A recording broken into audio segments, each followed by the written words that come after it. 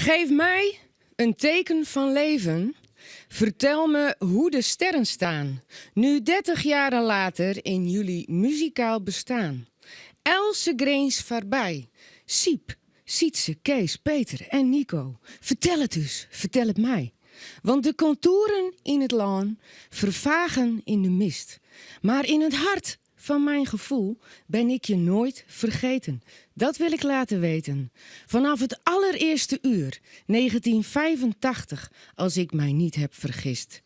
Op de dansvloer met Siep. Wilde krullen en een strakke broek.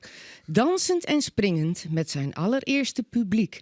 Maar ja, toen kwam de naaierij en waren de goede oude tijden ineens voorbij.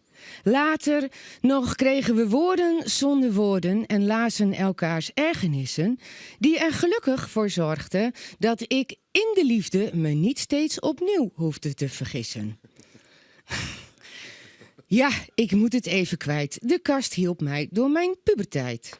Ach, de liefde komt niet op bestelling. Die mooie zin herhaalde ik vaak. Maar als die nu komt, de liefde, dan deze keer is het raak. En als ik in de wolken ben en de liefde echt herken, dan zingt mijn liefd: er is een engel uit de hemel weggevlogen. En ze heeft haar glazen vleugels afgelicht. Toen ze alles had gedaan om weg te mogen, kwam ze met een zachte landing in mijn warme bed terecht. Maar dan toch, weer later, ja, misschien toch iets te veel gezegd. Want als de morgen komt, gaat ze hier vandaan en moet ik haar wel laten gaan. Hier mijn liefde met de liedjes van de kast. Herkenbaar en voor velen steeds opnieuw verrast. Maar waarom zijn aardse zaken zo meedogenloos? Zijn de mooiste dingen teer en broos?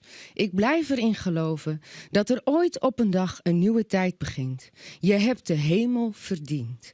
Ik blijf erin geloven, want de liefde overwint.